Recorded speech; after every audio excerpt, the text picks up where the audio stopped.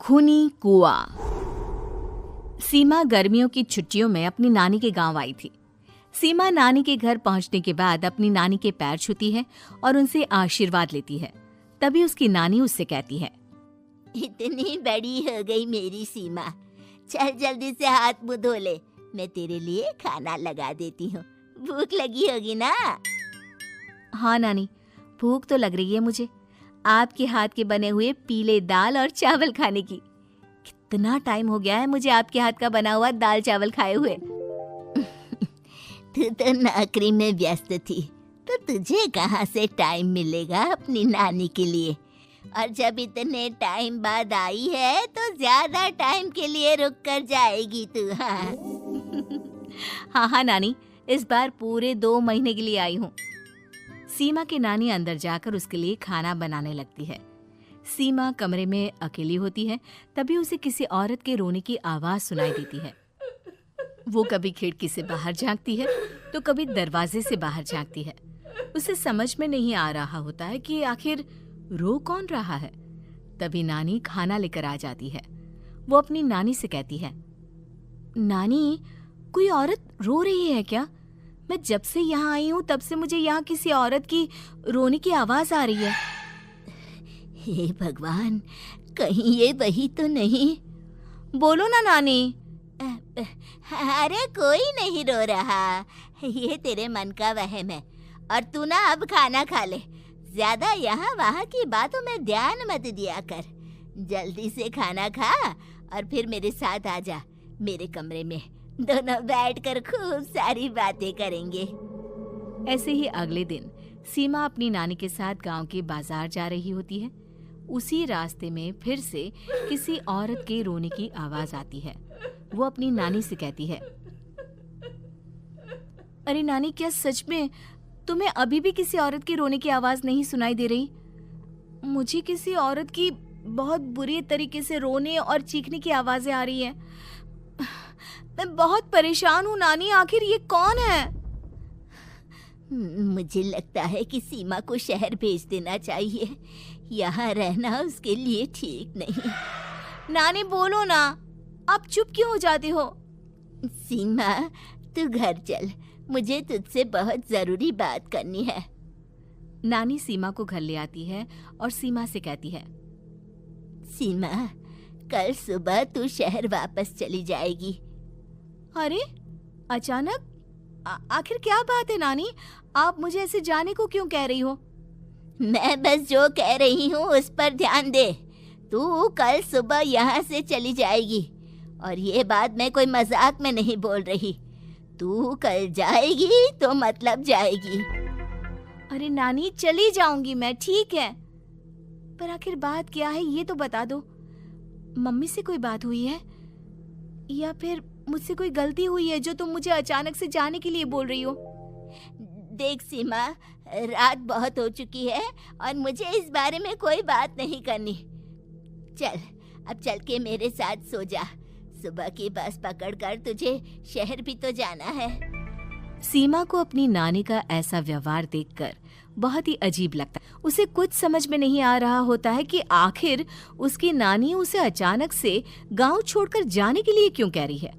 ये सारी बातें सोचते सोचते सीमा की आंख लग जाती है और वो अपनी नानी के साथ सो जाती है। ऐसे ही आधी रात को सीमा को फिर से किसी औरत की रोने की आवाज सुनाई देती है। वो उस औरत की आवाज सुनकर बार बार करवटें बदल रही होती है और तभी उसे सपने में भी एक अजीब सी औरत की परछाई दिखाई देती है, जो इतना चीख चीख कर रो रही होती है कि सीमा डरकर उठ जाती है। वो पूरे पसीने पसीने हो रही होती है। वो अपने आसपास देखती है तो घर में बिल्कुल शांति का माहौल होता है। सीमा घबरा जाती है। वो अपनी नानी को जगाने की कोशिश करती है, मगर उसकी नानी नहीं जगती। सीमा को फिर से उस औरत की रोने की आवाज सुनाई देती है। आखिरकार सीमा अपने आप को रोक नहीं पाती और वो घर का दरवाजा खोलकर बाहर निकलती है। आखिर ये माजरा क्या है? आज तो मैं पता करके रहूंगी। अब आवाज का पीछा करते हुए सीमा आधी रात को गांव के चौपाल के पास बने कुएं के पास पहुंच जाती है, जहां कुएं की चारों ओर बेड़ियां लगी होती हैं। उन बेड़ियों में लगे हुए ताले के साथ एक लाल रंग का कपड़ा और माता रानी का कलावा बंधा होता है। उस कुएं में से सीमा को किसी के रोने की आवाज आती है। सीमा परेशान हो जाती है। इस कुएं में कौन है? कौन है यहाँ? सुनो, कौन है? कौन रो रहा है? वो चिल्ला चिल्ला कर पूछती है और साथ ही लोगों को जगाने की कोशिश करती है, मगर किसी को भी उसकी आवाज सुनाई नहीं देती। अब सीमा खुद उस कुएं के पास की बेड़ियों और तालों को खोलने की कोशिश करती है और किसी तरह कुछ देर की मशक्कत के बाद सीमा उसको खोल भी देती है। और जैसे ही वो कुआं खोलकर उसके अंदर झांकती है, सीमा उस कुएं में गिर जाती है। इतने में उसकी नानी की नींद भी खुल जाती है और सीमा को पास ना देखकर नानी परेशान हो जाती है। नानी घबराकर पूरे घर में उसे ढूंढने की कोशिश करती है, जिसके बाद उसकी नानी और सभी लोग उस खूनी कुएं के पास जाते हैं और सीमा की नानी कुएं के पास खड़ी होती है। सभी गांव वालों और सीमा की नानी को सीमा के चिल्लाने की आवाज आती है। बचाओ, कोई मुझे बचाओ। मेरी बच्ची, हम आ गए, हम तुझे बचा लेंगे। नानी, मुझे यहाँ बहुत डर लग रहा है। यहाँ इंसान की कटी हुई मुंडियाँ, हाथ, पैर और कंकाल हैं और खून भी है। नानी, मुझे डर लग रहा है। आप सब मेरी मदद कीजिए, नहीं तो ये खूनी कुआं मेरी बच्ची को भी खा जाएगा।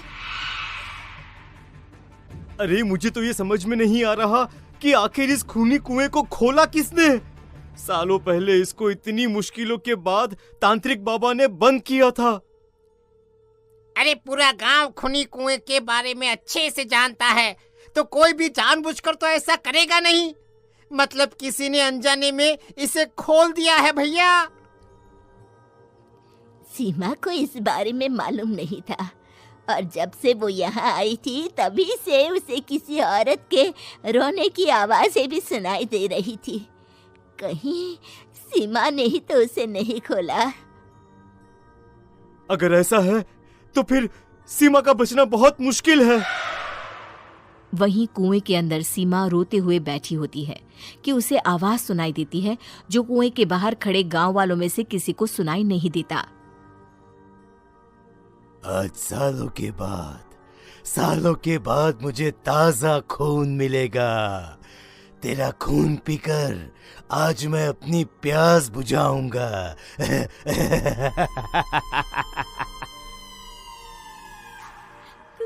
कौन है? मत मारो प्लीज, मुझे जाने दो प्लीज। मैंने किसी का क्या बिगाड़ा है?